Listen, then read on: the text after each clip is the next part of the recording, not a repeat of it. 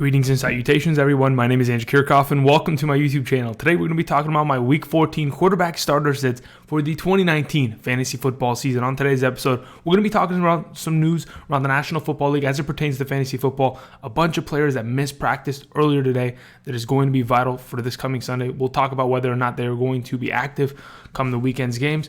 And then we're going to be talking about some matchups at the quarterback position going into Week 14. And then to close out the video, we're going to be going over my top 16 quarterback rankings on the week. Before we get into that, let me remind all of you, if you have not yet already, click that subscribe button, join the community. Also, try to help us get to that 13,000 subscriber mark. I really do appreciate everybody who continues to support the channel. Also, if you haven't yet already, click that bell notification button to stay up to date on my latest content. And if you like today's video, don't forget to click the like button.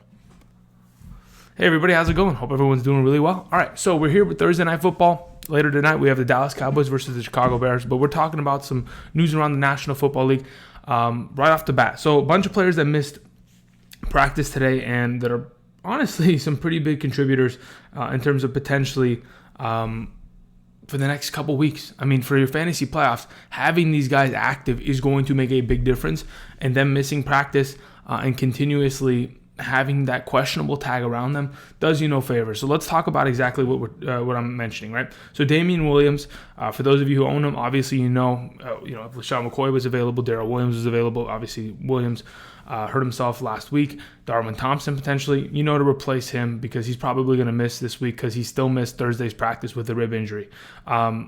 T.Y. Hilton missed another practice today, so that's not great. Adam Vinatieri popped up on the injury report. He's probably going to be sent to the IR for the 49ers kicker. Was it McLaughlin? Something like that.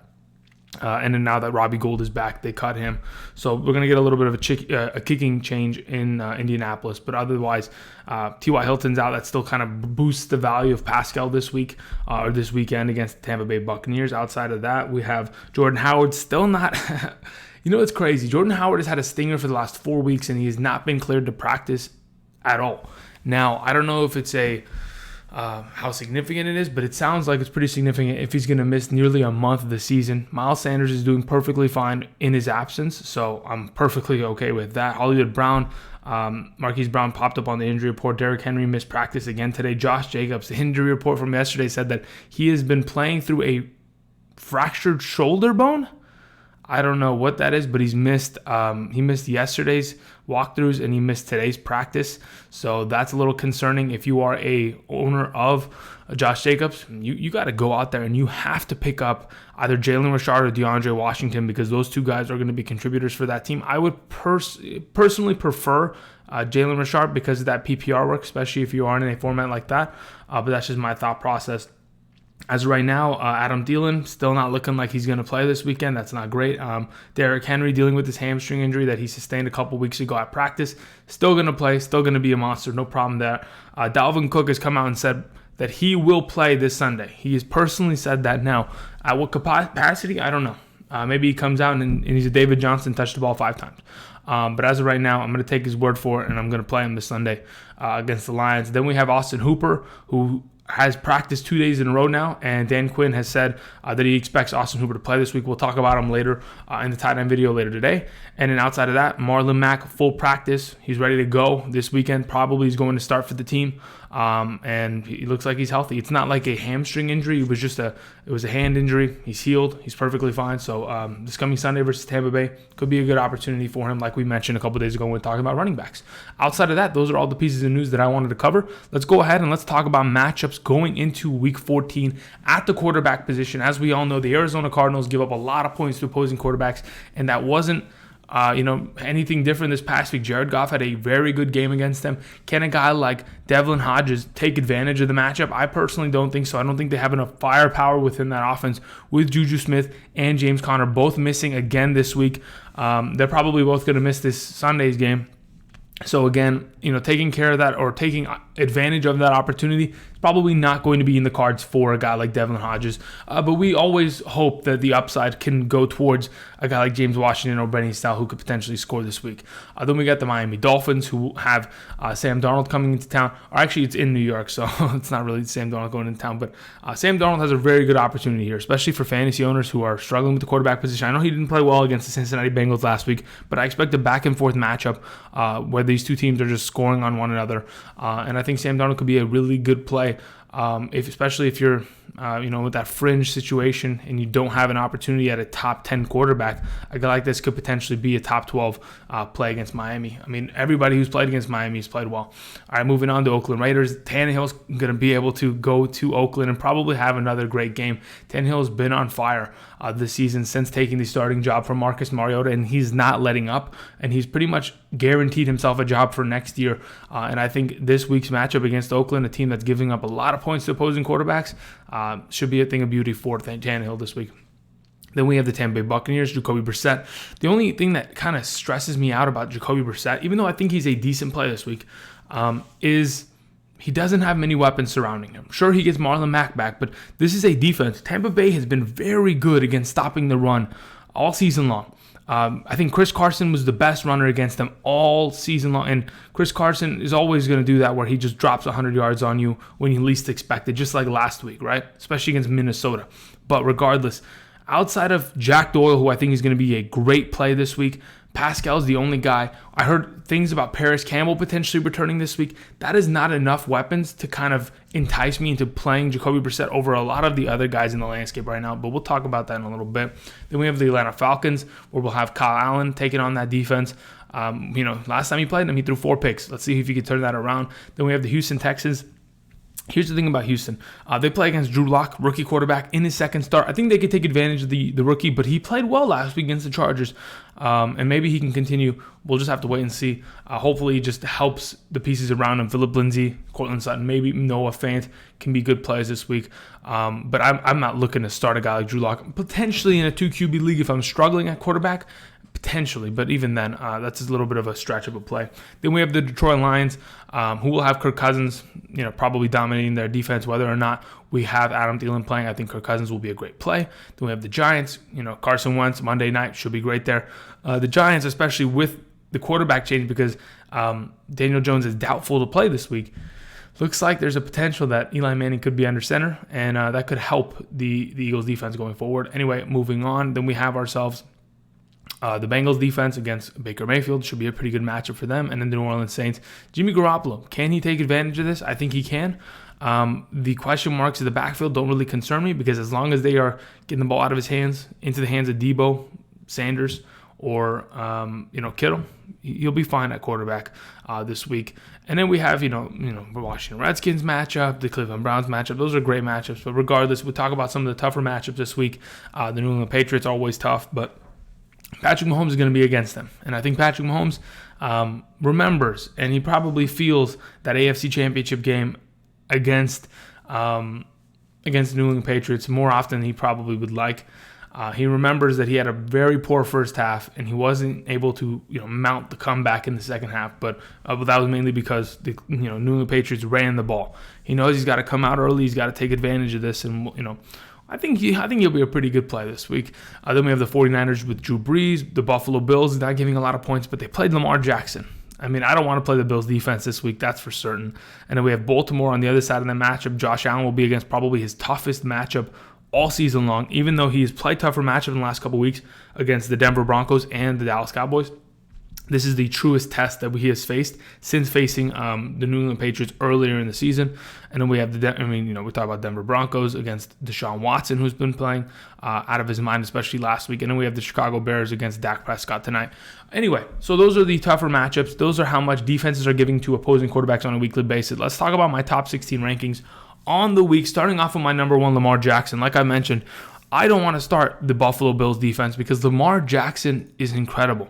I saw a report earlier today. I know it has nothing to do with fantasy, but he sent, I think they got someone from the Catholic Church to send a Lamar Jackson jersey that was signed by Lamar Jackson and John Harbaugh to the Pope. I mean, dude, they're pulling out all the stops. They're going after, they're trying to get everyone's blessing this year because they're trying to make the run. And I think Lamar Jackson, what he has done this season, what he has proven, 977 rushing yards with 7 rushing touchdowns. That in itself is too valuable. That's why he was still a good play last week, because this guy, despite only throwing the ball for 105 yards in the pouring rain of all 4 quarters of that game, he was able to get it done on the ground in the red zone, get himself a rushing touchdown, a passing touchdown, and be a viable fantasy option despite, weather effects that really killed Jimmy Garoppolo's value.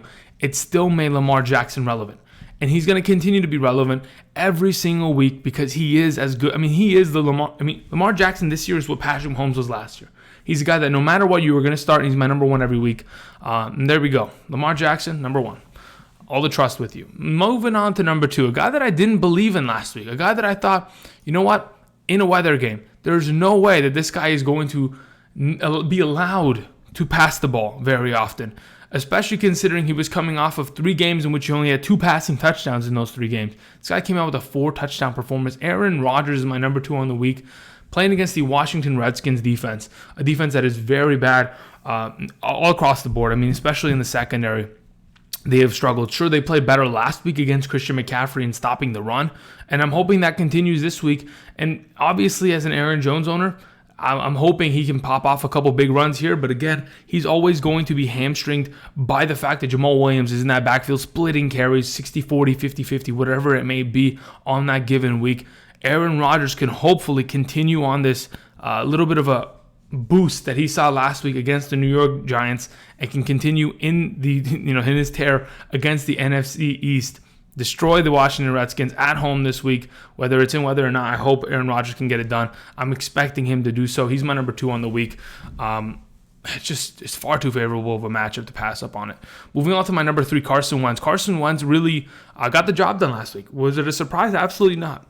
We had Alshon Jeffrey come back. We had Nelson Aguilar back. We still had Zach Ertz in the lineup. Dallas Goedert stepping up. Miles Sanders. The offensive line is fully healthy. They played against Miami, and he had a 3-touchdown game. The best he's looked all year.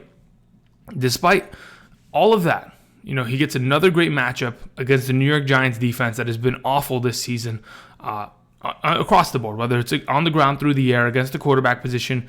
In terms of turning over the ball, they have not been great, and I think the Eagles have a very good opportunity here this week. Yes, they lost last week, and it very much so hurt their opportunity to make a run in the playoffs, but they're going to have to win out, and I expect them to get back on track this week. Carson Wentz is probably going to throw the ball upwards of 40 times, and he's definitely going to get himself that 3-touchdown area, and that's why he's my number 3.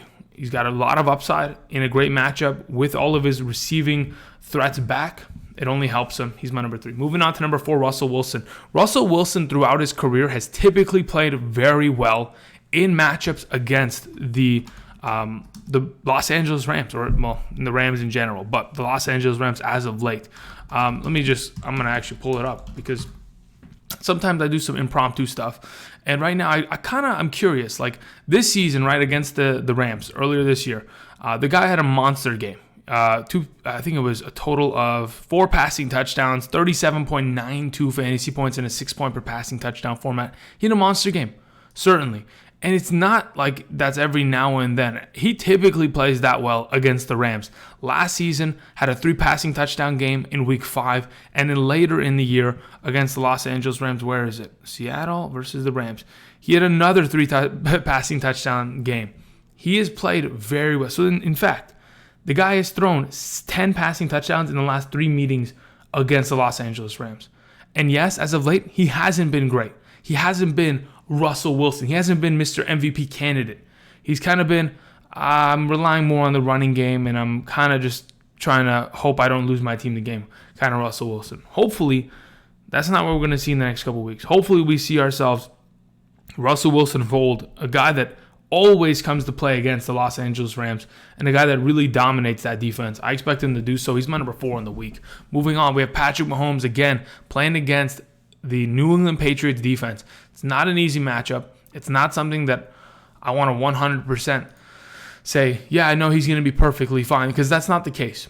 It is a tough matchup. It is a tough matchup for no matter who the quarterback is playing against them. I know Deshaun Watson played very well last week. I know that entire offense played well, but that was mainly because The New England Patriots offense could not get it going early in the game. They got it going late in the game when the defense gave up. But regardless, I still expect Patrick Mahomes, a guy of his talent with the weapons around him, to get the job done. As of the last couple of weeks, hasn't been too impressive. Only 175 passing yards and 182 passing yards in the last 2 games. That is not Patrick Mahomes. Yes, they've had huge leads, especially this last week against Oakland, which didn't force him to have to pass the ball more. But I expect better. I expect Patrick Mahomes the last year to eventually come out, because if you want to make a run at this, you have to take out big teams. You need big wins like this in order to establish yourself in the AFC. I expect him to come out and make some big plays. He's my number 5 on the week. Moving on to number 6, as I was mentioning, Deshaun Watson. He dominated the Patriots defense last week. He's coming back out against the Denver defense. If you can take on the Patriots defense with Belichick scheming against you for an entire week, plotting how to defeat you on a downly basis, and you can go ahead and shove it back up his ass, I guarantee you can go into any town and any stadium and beat any team. And not to mention, you get to play at home this week against Denver. I'm perfectly fine playing Deshaun Watson. He's my number 6 on the week. This is a guy that, yes, at times can struggle. We've seen him have very porous performances of 10 points, less than 10 points. But when this guy's on fire and he's getting his running game going and he's getting himself in the red zone and giving himself opportunities, very rarely are they going to hand the ball off to a guy like Carlos Hyde and have him plunge 15 yards in. They're not going to do that. They are going to get the ball in the best player's hands, and they're going to try to feed Hopkins, Fuller, Stills, Fells. And that's exactly what we want to see. Hopefully he's going to continue to do that this week. He's my number 6. Moving on to number 7, Kirk Cousins. Kirk Cousins has played really well this year. Again, this is a guy that you wouldn't expect to hear. He has 23 touchdowns to a 4 interception ratio. Even though he threw an interception last week, it was mainly because it bounced off the hands of a guy like Stephon Diggs. This is a guy that has been extremely efficient, not only in his passing completion percentage, but also just in fact with not turning over the ball. And when you're giving yourself so many opportunities and your running game is working, and Dalvin Cook is going to return this week against the Detroit Lions, I 100% expect him to blow the doors off of this game, and I expect Kirk Cousins to have himself another big performance. If we look back to what he did against Detroit earlier in the season, 4 passing touchdowns, 338 passing yards, 37.22 fantasy points. Yes, that was, 7 weeks ago. That's not something that we can 100% anticipate happening again. But sometimes the past repeats itself. And sometimes when we look at what Detroit is dealing with without a guy like Matthew Stafford, a quarterback, potentially causing a lot of 3-and-outs if this Minnesota defense can step up to the task, it's going to present a lot of opportunities for this Viking offense. And I think Kirk Cousins could have himself a good week. He's my number 7. Moving on to number 8, Ryan Tannehill. I've been boasting about Ryan Tannehill for the last couple weeks, and I truly do believe this guy is ridiculous. What he is able to accomplish, or what he has been able to accomplish in the last couple weeks, is incredible. It's nothing short of incredible. He scored 2 touchdowns every single game this season. Every single game this season since taking the starting job in week 7. It doesn't matter what defense he is faced against, he is consistently playing well, and that is exactly what we want to see from a quarterback like Ryan Tannehill in an offense that we knew was capable of producing a great quarterback. Mariota wasn't the guy, but at least we've been able to see Tannehill grow as a starting quarterback of this team and really take control of the opportunity. As of right now, playing against Oakland's defense. Again, Oakland's defense, like we mentioned earlier, they give up a lot of points. The third most, in fact, to opposing quarterbacks on a weekly basis. The last couple of weeks, right? Patrick Mahomes didn't have the opportunity to unleash because they blew them out so badly, yet he still had 21.5 points. The week before that, Sam Darnold went for 32 in a 6-point per passing touchdown format. A couple weeks before that, we had Aaron Rodgers go for 53. Deshaun Watson go for 34. Matthew Stafford go for 31. We have seen quarterbacks dominate this defense. And I expect a guy like Ryan Tannehill to come into town, him and Derrick Henry dominate play action, and probably put up some good points. He's my number 8 on the week. I have a lot of confidence in Ryan Tannehill. All right, moving on. Let's talk about my number 9 through 16 quarterbacks. Starting off with number 9, Jameis Winston. Now, you may be thinking, Andrew, do we really want to trust Jameis Winston? At this point, a lot of you don't have better options than Jameis Winston. Now, I understand. He went through a week last week in which he didn't complete a single touchdown pass. And that is unfortunate, but that is not something that we often see from a guy like Jameis Winston. Jameis Winston is typically 2+ touchdowns every single game, with the opportunity of probably throwing 2+ interceptions also. I mean, this is a guy that leads, if I'm not mistaken, the NFL in interceptions. I think he has 20 so far. Where's Phillip Rivers here? Let me go find Phillip, because I know Phillip Rivers is terrible. Phillip Rivers has only thrown 10 interceptions. Wait, no, that's a mistake. No. It's not 10 interceptions. It's 15 interceptions. So, again, let's be honest. This guy's going to turn over the ball. That's for certain. And I'm not really concerned about that, because at least I know he's going to come back out and he's going to throw a touchdown. And I expect him to be pretty good against the Indianapolis Colts this week. I have a lot of confidence in Jameis Winston trying to get back on track. Sure, they won another game last week, but again, we're trying to see him throw some touchdowns. And as of late, they've been winning a couple games in a row now. Maybe Indianapolis might be another one of their victims on this week. All right, moving on to number 10. Let's talk about Dak Prescott. All right, so think about Dak Prescott really quickly. As of late, I mean, he's been a pretty good quarterback. Outside of that New England Patriots game, really has shown to be a good performing fantasy prospect. I mean, prior to that New England Patriots game, 3 touchdowns in the 3 games prior to that. This last week against Buffalo, had 2 passing touchdowns, 350 passing yards. In a game that were mainly behind and couldn't even score in very often. They only had 15 total points. This is a game this week on Thursday night in Chicago. Could be some weather concerns, but I really do think no matter how this game is going, Dak Prescott is going to find a way to score. That's what he does, and that is what he's best at.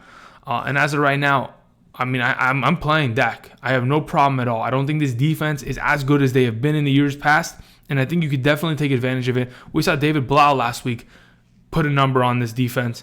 Dak Prescott will be able to do better. He's my number 10 on the week. Moving on to number 11, like I mentioned earlier, Sam Darnold is a great fantasy option because you play against Miami, and the Miami Dolphins cannot stop anybody.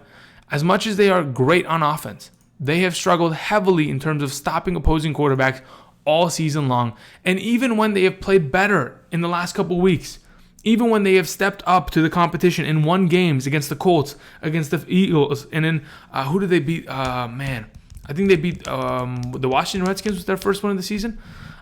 They have still struggled heavily. I mean, in the last couple weeks, Carson Wentz went for 3 touchdowns. Baker Mayfield went for 3 touchdowns. Josh Allen went for 4 touchdowns.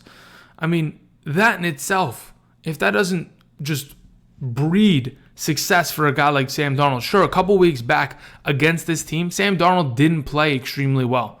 He had himself a rushing touchdown and a passing touchdown. Or was it a rushing touchdown? Let me see here. Against Miami. Yeah, he had a rushing touchdown and a passing touchdown. Sure, that's not great. Only 2 touchdowns, not fantastic. But that's exactly where 11 sits at. 2 passing touchdowns plus, or at least the baseline at 2 with the upside. I like Sam Darnold as a play this week. As long as Jamison Crowder, Le'Veon Bell can get unleashed a little bit in the passing game, I have a lot of confidence in him. Moving on to number 12, we have Josh Allen. Josh Allen has been unbelievable. This season, Josh Allen has been, what is he, the number 5 quarterback in fantasy? He has been unfreaking believable. Going from where he was last season, a guy that has the most rushing touchdowns amongst all quarterbacks right now. Yes, more than Lamar Jackson. He has 8 rushing touchdowns. He's the second most rushing yards with 430 on 93 carries. The guy's been insane. Sure, his passing touchdowns could increase, but to be honest, what he's done in the last couple weeks has been just that. Since week 5, two touchdowns. 1, then 2 on the ground, then 3 through the air, then 2 on the air, and then 1 and 1 on the ground, 1 through the air this last week. The dude scores 2 touchdowns minimum. And I don't care what the matchup says. If they're down to Baltimore, this Buffalo team is going to surge. They're a team that needs to compete in the AFC this season, and this is their biggest test, playing against Baltimore and their defense. And I expect Josh Allen to step up to the task at hand. He's my number 12. Moving on to number 13, fine, Fitzpatrick. Fitzmagic, more like. He's been insane, and he's not really slowing down. In the last 2 weeks, 5 passing touchdowns, and he plays against the New York Jets. I know the Jets' secondary at times has been awful this season, and that's what I expect Ryan Fitzpatrick to take advantage of. Whether he was throwing to Gesicki, Allen Hurns, Albert Wilson, Devontae Parker, he's going to be perfectly fine. And yes, I still have him over a lot of other veteran quarterbacks, but I think the streak that he is on as of late is something that we cannot, sleep on. And that's why I have him at number 13. I think he deserves his respect, and I think he could potentially have another big week here. He's my number 13. Moving on to 14, Tom Brady. Brady, yes, made a late game surge last week for 3 passing touchdowns. Now, certainly, he didn't play well.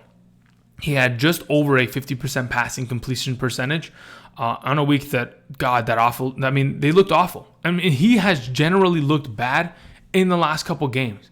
Against the Philadelphia Eagles, 26 for 47 passing. Against Dallas, 17 for 37 passing.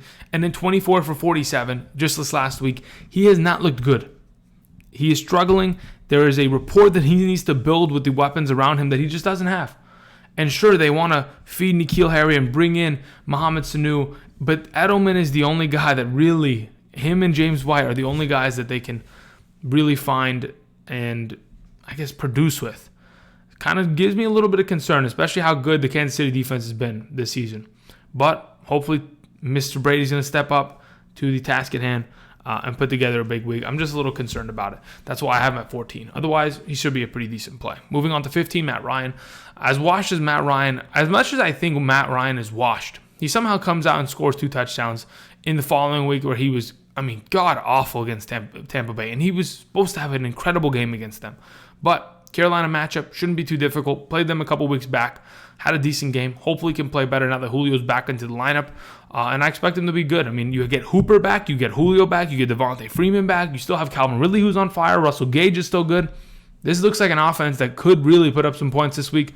And Matt Ryan deserves the respect of potentially having such monster week. He's my number 15. Moving on to the last offensive piece, last quarterback that I wanted to mention in my top 16 rankings, Baker Mayfield. Now, I know what you may be thinking. Really, Andrew, Baker Mayfield, are you serious? Yes, I am serious. I'm not going to put, there are other names that I could definitely put on this list, but like Jacoby Brissett or, somebody that has a really good matchup or maybe even like a sleeper that nobody really wants to believe in, like somehow, I don't know, maybe we could put Drew Brees on here, but he plays San Francisco. That's tough. But regardless, what I'm trying to say is that Baker Mayfield this season, yes, he hasn't been fantastic, but he can definitely get the job done against Cincinnati. There's no way that he doesn't get the job done against Cincinnati. I understand he struggled last week. He got a little bit injured. He's still questionable for this week a little bit with that hand, but they'll be fine. They'll bounce back. They'll pick up a win against Cincinnati at home. And I think Baker Mayfield could be a really good play. And those are my top 16 rankings. That is my Week 14 quarterback rankings video. Thank you, everybody, for watching. Again, rankings are subject to change. They could always change going into Sunday morning, 8:30 a.m. Pacific Standard Time live stream. Thank you, everybody, for watching. Again, if you have not checked out my tight ends video, the video will be somewhere like over there probably. I appreciate you guys watching. And until next time, I'll see you guys. Peace.